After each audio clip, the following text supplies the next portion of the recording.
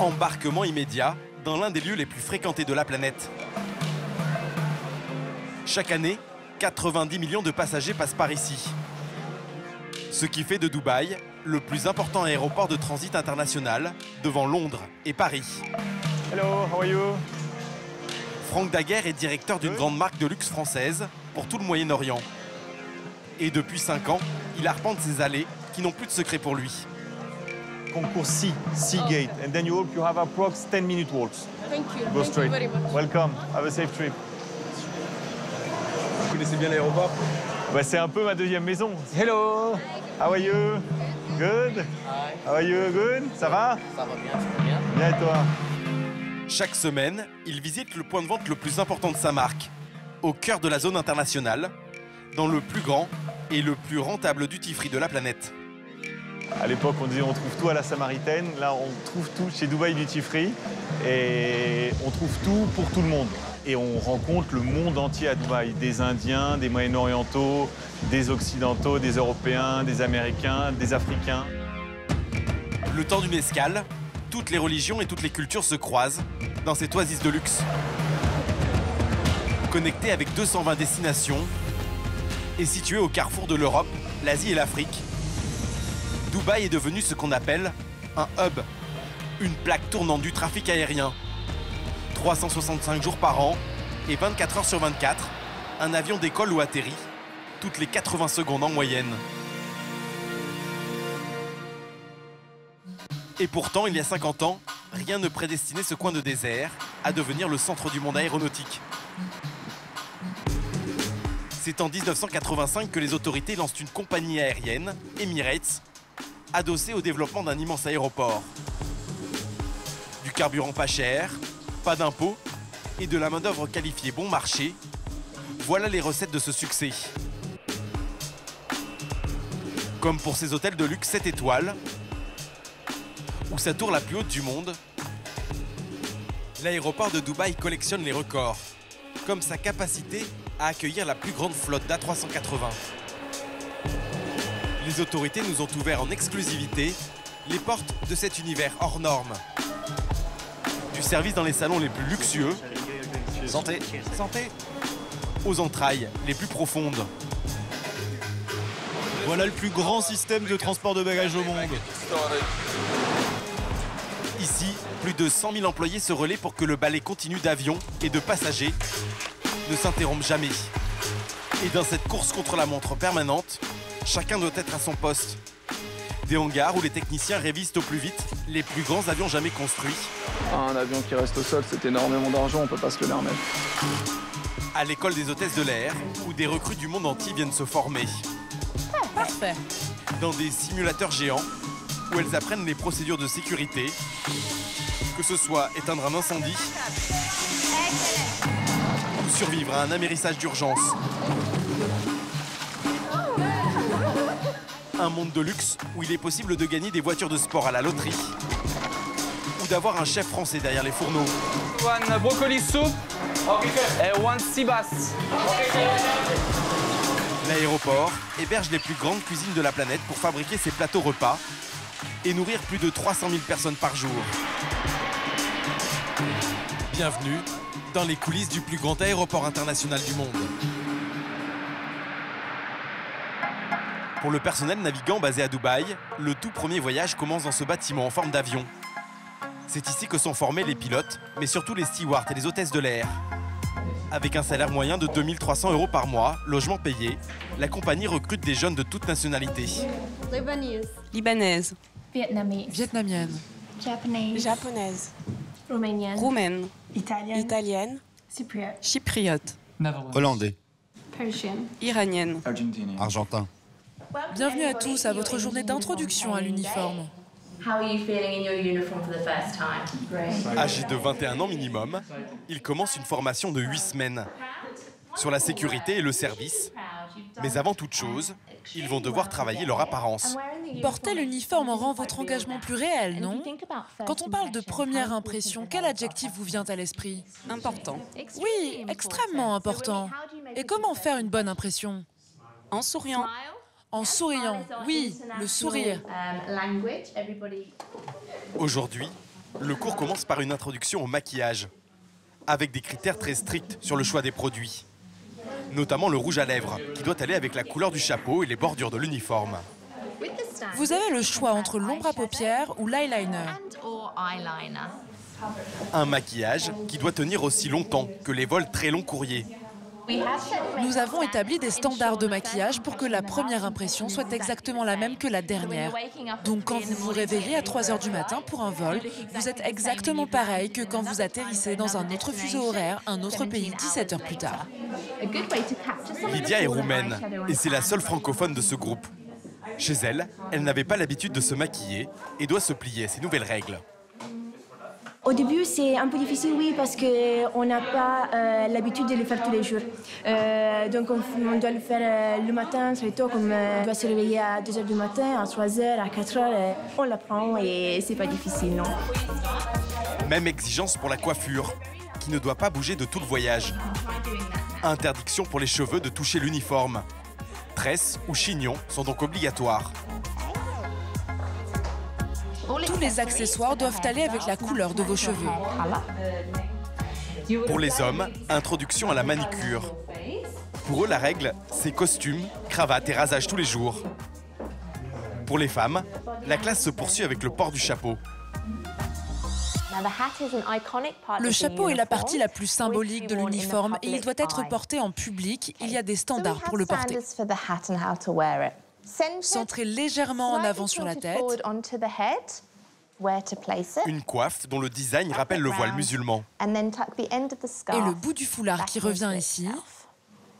Et c'est parfait. Dans les pays du Golfe, le voile n'est pas obligatoire. Mais pour respecter les croyances des passagers les plus religieux, toutes les hôtesses devront porter ce chapeau et ce foulard en permanence. Rappelez-vous que vous êtes au centre de l'attention. Tous nos clients vous verront. Cette introduction s'achève sur les dernières recommandations. Ces futurs employés devront s'habiller ainsi pendant toute la durée de leur contrat. Je vous souhaite le meilleur pour votre carrière avec nous. Merci. Mais avant d'embarquer, ces futurs employés devront réussir encore bien des examens. Le service à bord a fait la réputation de la compagnie émirienne, régulièrement classée parmi les meilleurs du monde. Et pour ses passagers les plus fortunés, l'entreprise sort les grands moyens. Bonjour. Cela commence bien avant leur arrivée à l'aéroport. Un chauffeur privé vient les chercher à domicile et leur ouvre la porte d'une limousine de luxe. Prenez place. Cet employé a l'habitude de voir passer des célébrités et les plus grandes fortunes de la région. Je vais dans des hôtels, des villas, des ambassades. Je vais les chercher et je les ramène. À leur arrivée, une entrée spéciale est prévue pour les classes premières et affaires. Des hôtesses accueillent les passagers et des porteurs prennent en charge leurs bagages. Ici, tout est fait pour que l'enregistrement se fasse en moins de 3 minutes. Ces passagers peuvent ainsi accéder au plus vite aux salons luxueux qui leur sont réservés. Les accueillir, c'est la mission de Bouchra Marjoub. Cette Marocaine exerce depuis 18 ans ici. Et sa langue de travail est l'anglais, comme tout le monde dans l'aéroport. Faites attention à ce vol.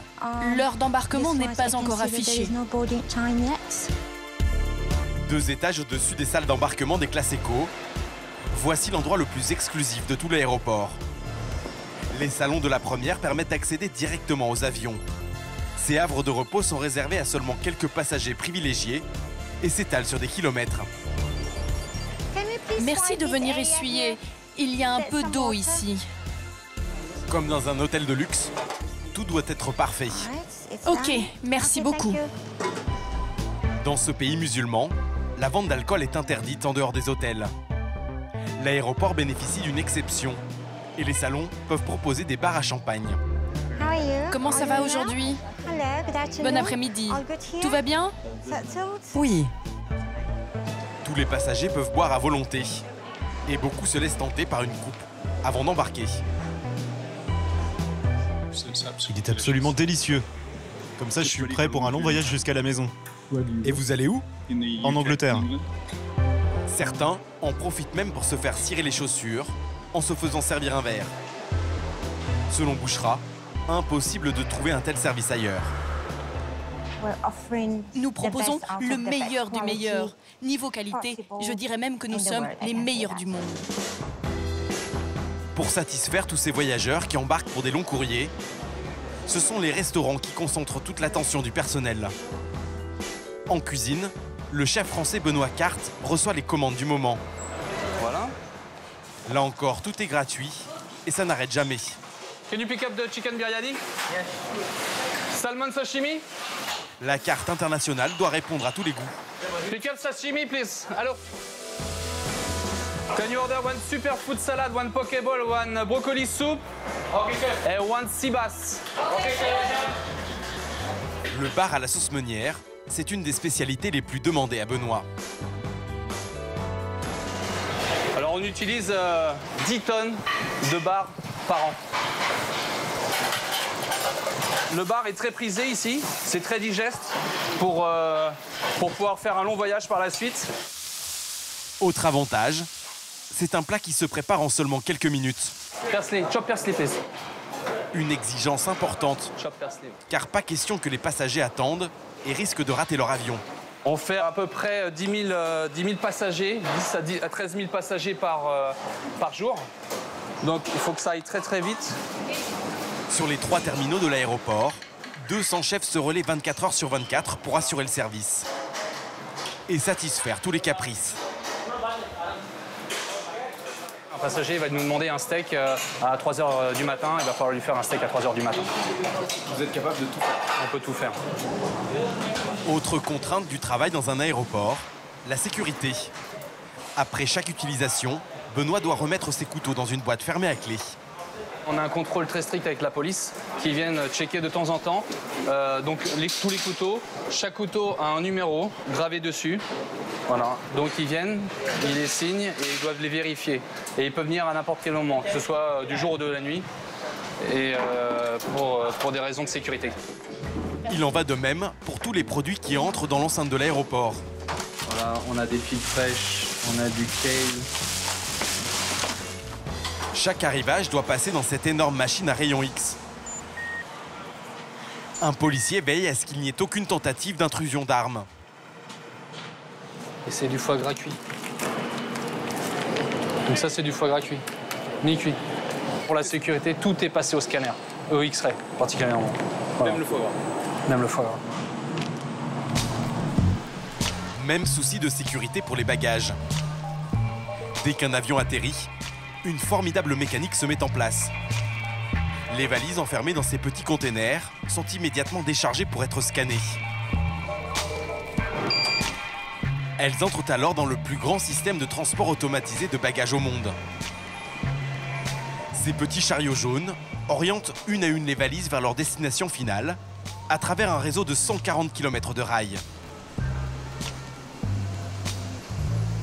Fahad Ahmad est l'un des nombreux superviseurs qui se relaient pour que cette incroyable machine ne s'enraye jamais. Chaque bagage doit être livré au plus vite, que ce soit dans les halls d'arrivée ou la soute d'un autre avion en partance.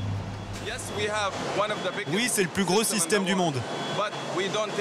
Mais ça ne prend pas plus de 20 à 25 minutes pour transporter un sac de son point d'entrée à son point de sortie. Cet immense manège électrique est piloté depuis un centre de contrôle dans les entrailles de l'aéroport, dont l'accès est très protégé. Salut les gars. Une douzaine d'ingénieurs scrutent en temps réel le trafic sur le réseau. 250 000 bagages sont transportés chaque jour et aucun ne doit être perdu ou retardé.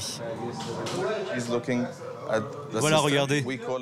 Depuis ici, il peut voir tout le système. Il peut voir s'il y a un défaut ou une panne. Des fois, ce sont des problèmes électriques ou un embouteillage de bagages ou un bagage qui est tombé du chariot à cause de sa forme. Et on a des équipes qui sont prêtes à intervenir jour et nuit pour régler le problème aussi vite que possible. Une panne vient justement de se produire. Immédiatement, des points rouges apparaissent sur tout le réseau et des retards s'accumulent rapidement à tous les étages. D'après les informations du centre de contrôle, un rail a cessé de fonctionner. C'est pour le vol EK85. Let's go. En quelques minutes, une équipe de techniciens doit intervenir. Ça s'est produit en bas. Le rail inférieur ne fonctionne plus et ce chariot jaune reste bloqué. C'est quoi le problème? Panne électrique. C'est où? Sur le capteur. Ah, c'est un capteur qui ne marche plus? Un technicien doit changer ce capteur au plus vite. Des bagages qui n'arrivent pas à temps dans les avions peuvent entraîner des retards en cascade au décollage, particulièrement en heure de pointe. Heureusement pour aujourd'hui, la panne se règle en quelques tours de vis. La marche des chariots peut reprendre son cours.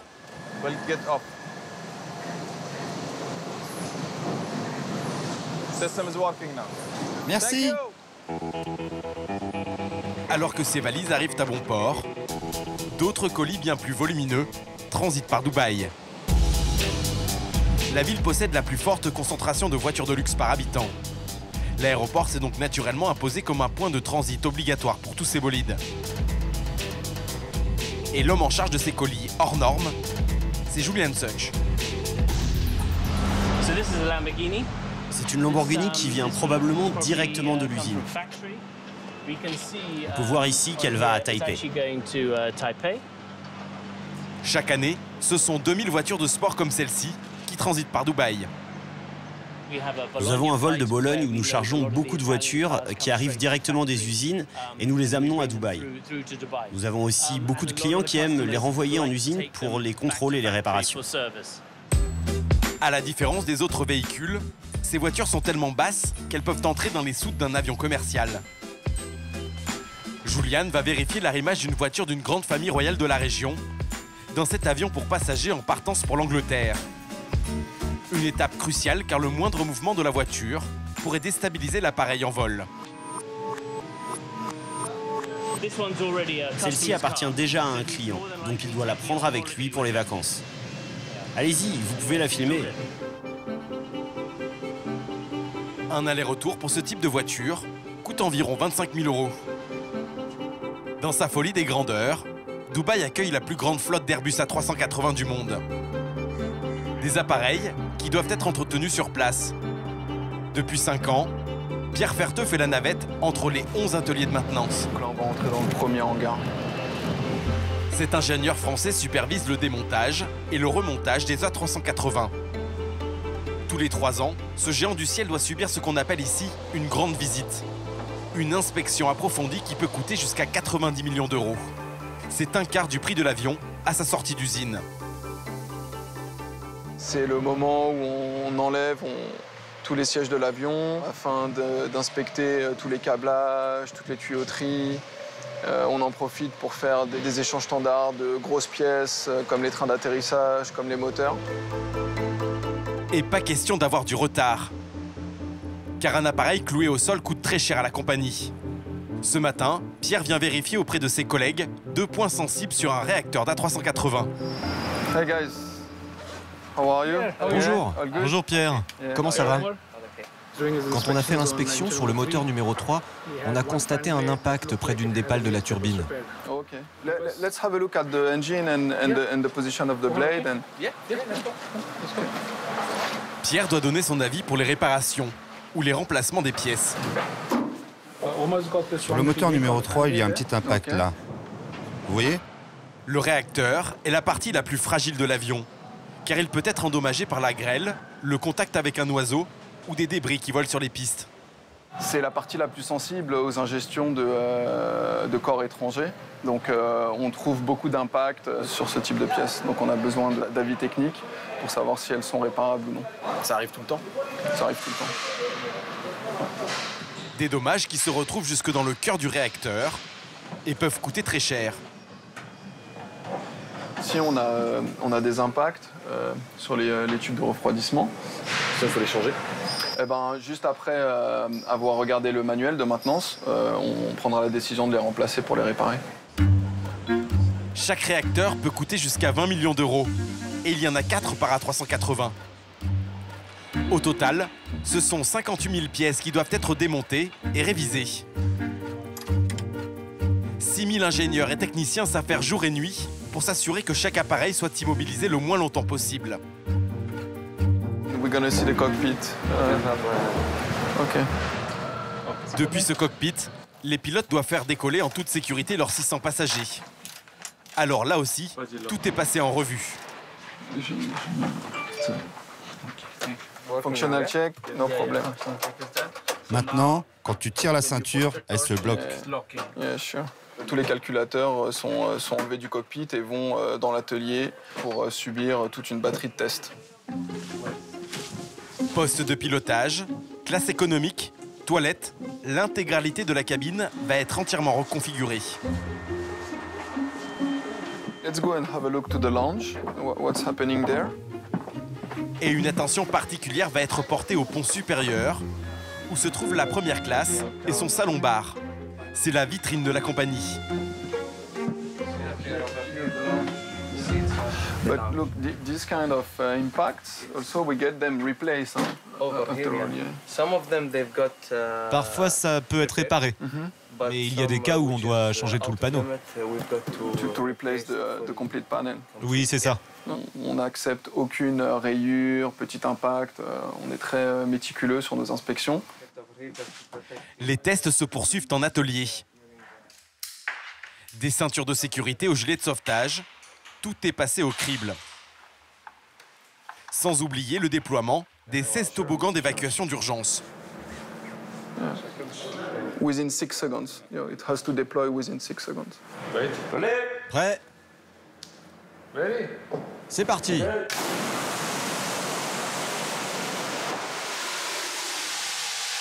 Good. Ça a marché? Ouais, on va vérifier avec le contrôleur. So in the timing, 5 secondes, 45 centièmes. Donc on est dans les 6 secondes. Le test est validé pour ce toboggan. Dans 10 jours, tous ces équipements devront être de nouveau à bord de l'avion, en état de marche. Au centre d'entraînement des stewards et hôtesses, la sécurité est au cœur de l'apprentissage. Marion Bouroulec forme depuis 6 ans des équipages aux procédures d'urgence dans un complexe de simulateurs qui reproduisent toutes les situations qu'un avion peut connaître.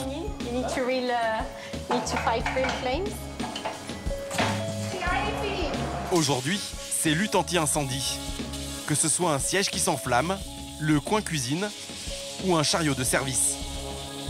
À toi, prends le relais. Le feu, c'est ce qu'il y a de pire dans un avion ? C'est la pire chose. Le vrai usage, au final, on l'espère le moins possible à bord. Mais là, ça leur donne une réelle exposition à tout ça.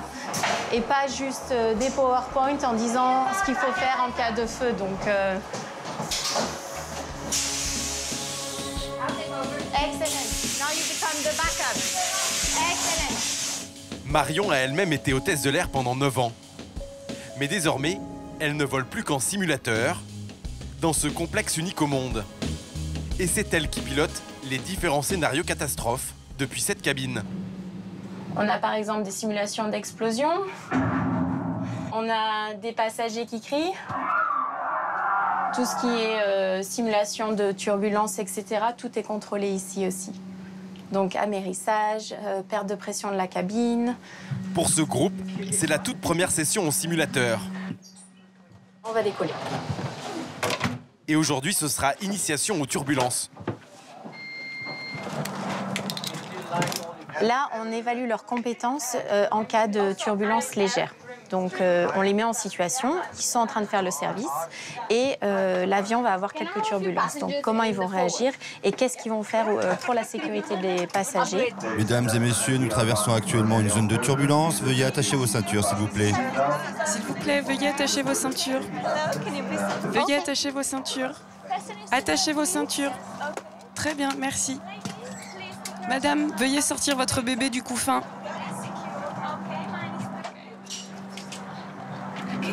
Est-ce que tu peux vérifier qu'il n'y a personne dans les toilettes? Marion doit noter chacun de leurs faits et gestes. Ceux et celles qui ne valideront pas tous les exercices de sécurité ne pourront jamais servir en vol. Ces évaluations sont importantes?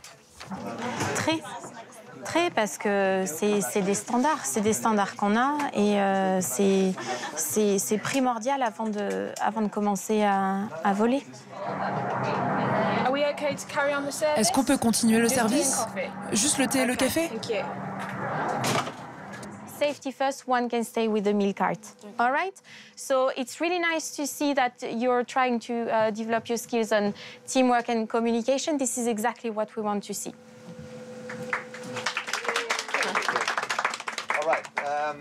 Pendant que les turbulences reprennent avec Marion, un autre groupe vient de connaître un amérissage d'urgence.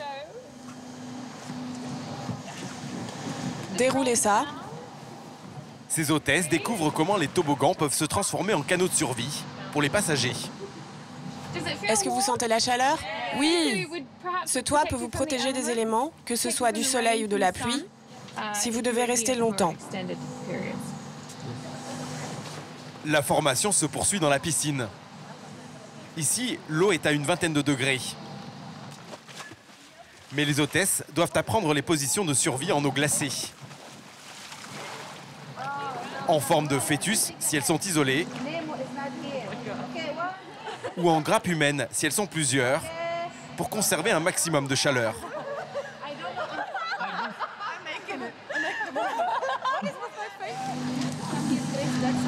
C'était comment? C'était bien, mais très froid. On est allé avec notre rouge à lèvres dans l'océan. Et qu'est-ce que vous avez appris? À garder le sourire tout en se noyant. Non, c'est qu'être tous ensemble, c'est le truc le plus important pour survivre. Il faut savoir faire confiance à son groupe. Dans 3 semaines, leur formation sera terminée. Et ces hôtesses serviront pour la première fois en vol.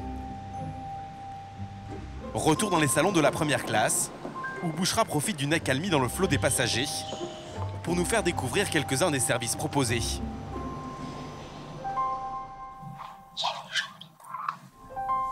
On peut dormir ici comme dans une chambre d'hôtel, avec une salle de bain privative.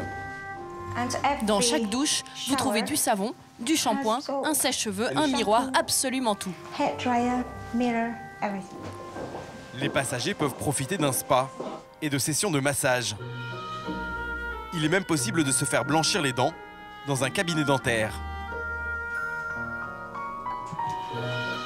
Les enfants ne sont pas oubliés, avec une salle de jeu tout équipée. Enfin, une zone duty-free très spéciale est réservée à cette clientèle fortunée, avec des produits introuvables ailleurs, comme cette bouteille de whisky à 180 000 €. Elle a des diamants incrustés. Nous en possédons une à l'aéroport de Dubaï. Il n'en existe que 4 dans le monde. C'est la marque de fabrique de Dubaï. Ici, tout est fait pour en mettre plein la vue. Palmiers plaqués or, rivière de diamants, montre à plus de 75 000 € ou encore voiture de luxe. Et ce qui a fait la réputation de ce duty-free, c'est une loterie pour gagner $1 million ou pour repartir avec les clés de ce genre de coupé de sport. C'est combien pour jouer? 125 €, monsieur. Ok, j'en prends un. Une somme importante pour cette famille de Jordaniens qui se laisse tout de même tenter. Laissez-moi gagner et je paierai la livraison. En fait, la livraison est gratuite, monsieur. Vous voyez? Vous n'aurez que les taxes de votre pays à payer. On a des chances, c'est pas un ticket sur des millions. C'est seulement 2500 tickets, ce qui est très peu. 2500 tickets à 125 €. Cela fait bien plus que le prix de la voiture. Celui qui est à l'origine de ce coup de pub très rentable, c'est cet Irlandais de 75 ans qui dirige le Duty Free depuis sa création il y a 35 ans. Bonjour. Bonjour tout le monde. Cole McLaughlin vient lui-même tous les 15 jours pour tirer au sort les 4 passagers qui recevront une voiture à la maison. Indien de Sharjah, Philippin de Dubaï, Un Japonais du Japon. Japonais vivant au Japon. Un Indien de Dubaï. Et encore un Indien de Dubaï. Et pour $1 million. Et le moment le plus attendu, c'est ce tirage. L'homme qui a joué ne le sait pas encore, mais il vient de devenir millionnaire. 0369. Certains voyageurs sont même devenus accros à cette loterie. On a un joueur qui a gagné une voiture en 2004, puis $1 million en 2014 et une BMW en 2017. Cole McLaughlin est arrivé à Dubaï en 1983. Il ouvre alors les premières boutiques détaxées dans ce qui n'était qu'un petit aérogare au milieu du désert. Aujourd'hui, l'homme est à la tête du duty-free le plus rentable de la planète, avec près de 2 milliards d'euros de chiffre d'affaires. Une carrière qui inspire le respect de ses 6200 employés. Bonjour, tout va bien? Moi, j'avais la même coupe de cheveux que toi il y a 10 ans.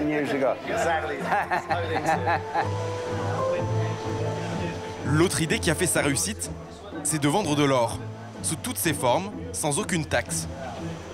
L'an dernier, il s'en est vendu près de 3 tonnes dans les différentes boutiques de l'aéroport. Là, ce sont divers articles de joaillerie. Des bracelets, des colliers, des boucles d'oreilles, de l'or 22 carats. Une offre très populaire auprès des passagers du sous-continent indien, où l'or fait partie des cadeaux de mariage incontournables. On aime porter de l'or. Les femmes indiennes adorent l'or. Et à Dubaï, il est vraiment pur. Ici, on peut même acheter un lingot entre 2 vols. Voici un lingot d'1 kilo. 1 kilo?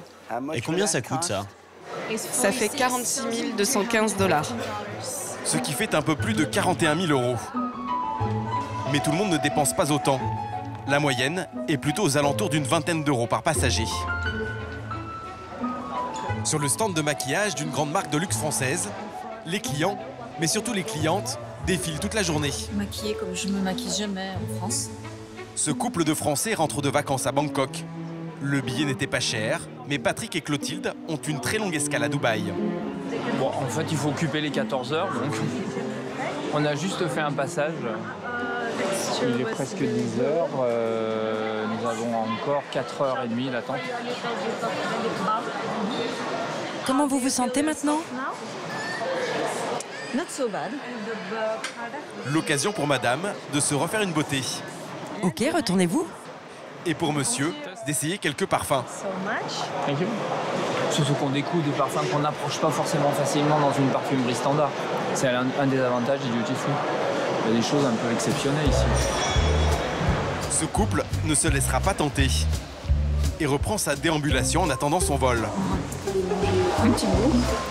En revanche, cette Française qui termine ses vacances à Dubaï est venue spécialement en avance pour faire du shopping.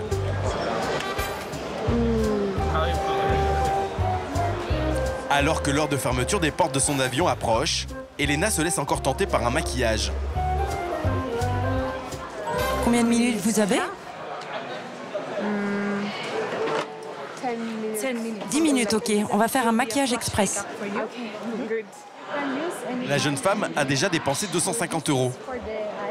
Je suis arrivée à peu près 2 heures en avance pour faire les magasins, donc juste pour ça, parce que je sais qu'il est énorme et j'avais envie de profiter. Je me fixe pas forcément de limite, mais c'est me faire plaisir. Et juste avant le départ, elle craque pour un anti-cerne. Votre carte d'embarquement, s'il vous plaît? Pourquoi vous avez acheté ça? Parce que je trouvais qu'il faisait bien. Un dernier caprice qui risque de lui coûter très cher.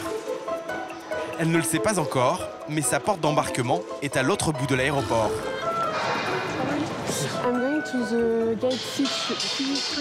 C3. Ils sont en train de fermer la porte. Pour les passagers qui s'oublient dans les boutiques du duty free, l'aéroport dispose de voiturettes d'urgence. C'est très loin. C'est la dernière porte. Elle doit parcourir au plus vite les 2 km qui séparent les 2 extrémités du terminal 3, le plus grand de l'aéroport. Et en chemin, elle retrouve son père qui l'a cherché partout. Nico, t'as pas regardé l'heure? Non, j'ai pas regardé l'heure. Qu'est-ce que t'as fait? On m'a maquillée, on m'a mis du parfum. J'ai reçu un message. T'as été chez la police? Ouais. Pourquoi? J'ai eu peur. Oh mais non, mon petit papa. Vous saviez que votre fille aimait autant les duty-free d'aéroport? Ah, ouais, je découvre ça maintenant. Heureusement, je ne lui ai pas laissé ma carte.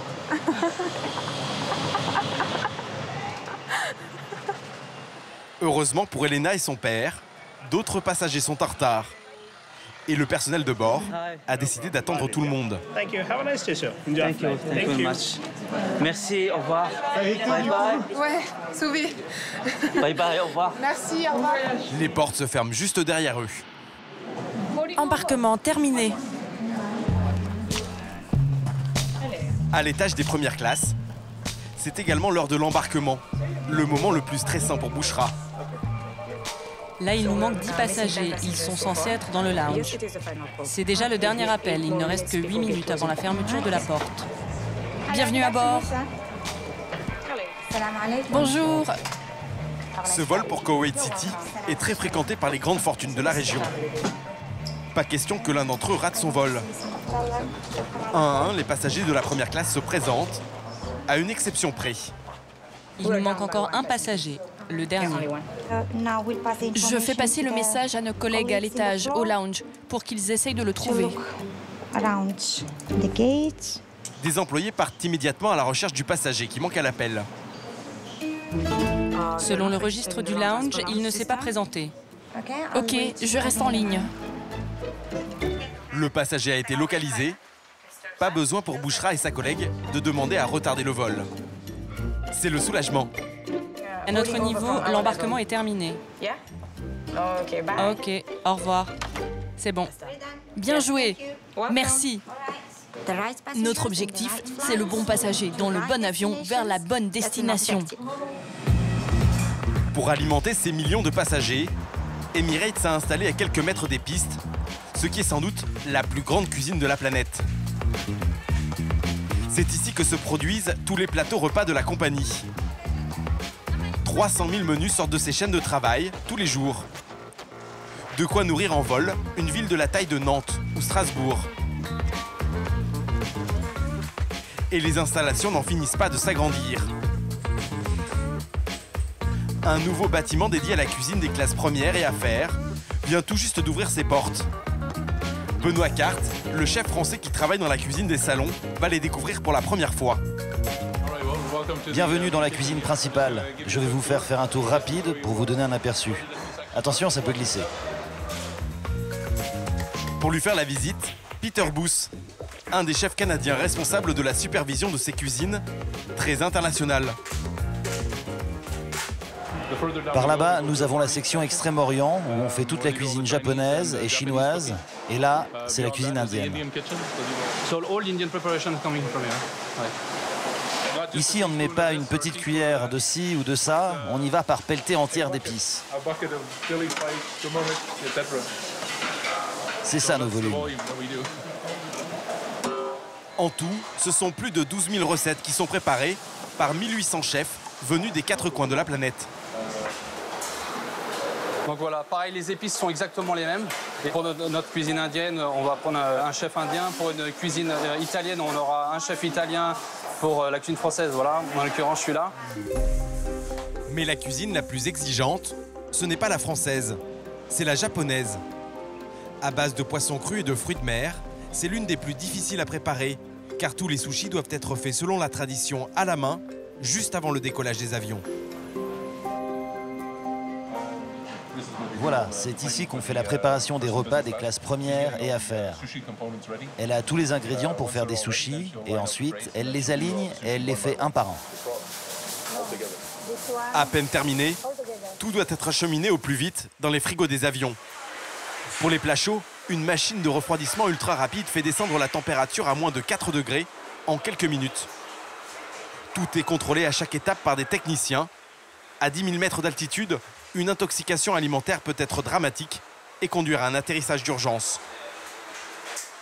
Même si le risque zéro n'existe pas, on doit donner toutes les chances de notre côté pour pour permettre à la compagnie d'assurer un vol parfait pour les passagers. Pareil pour les desserts, qui sont produits à la dernière minute, en quantité astronomique. Ici, on utilise 600 000 litres de crème fraîche par an et 60 tonnes de chocolat sous toutes ses formes.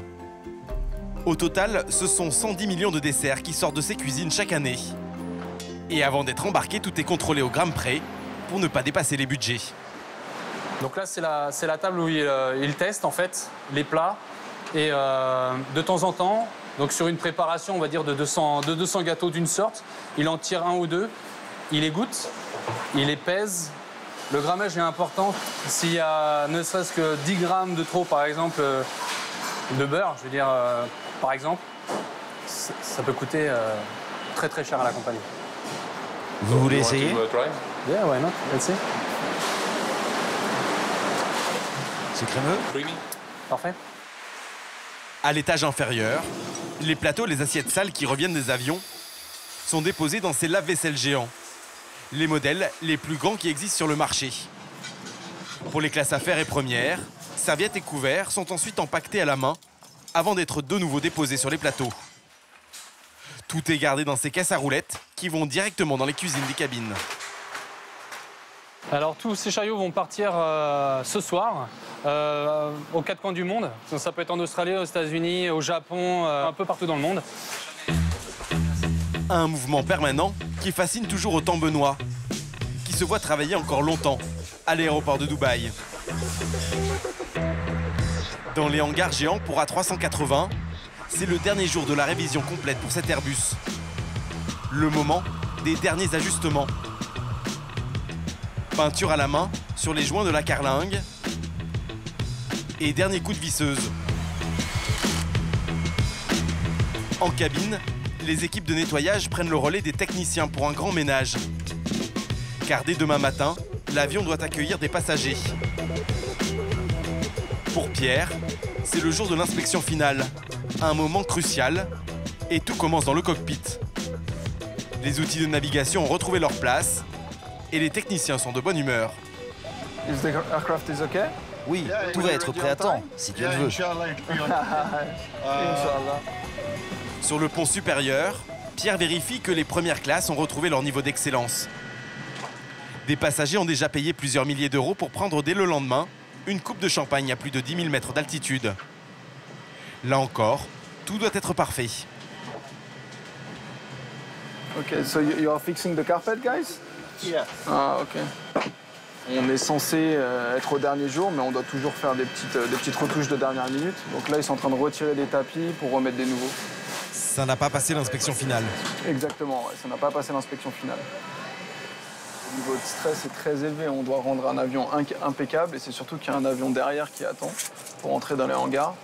Donc un jour de délai, ça a un impact assez important sur tout le planning de la flotte. Mais en fait, c'est ce stress de dernière minute qu'il peut y avoir sur des problèmes techniques. Et il y en a souvent? Non, parce qu'on fait bien notre travail. Pour Pierre, c'est le dénouement de milliers de contrôles techniques à superviser. Dans quelques heures, cet avion sortira du hangar, comme s'il était flambant neuf. Pilotes, hôtesses et stewards prendront place à bord, pendant que les bagages et les plateaux repas seront chargés. Une mécanique de haute précision qui permet chaque année à 90 millions de passagers du monde entier de transiter à Dubaï sur la route de leur travail ou de leurs vacances.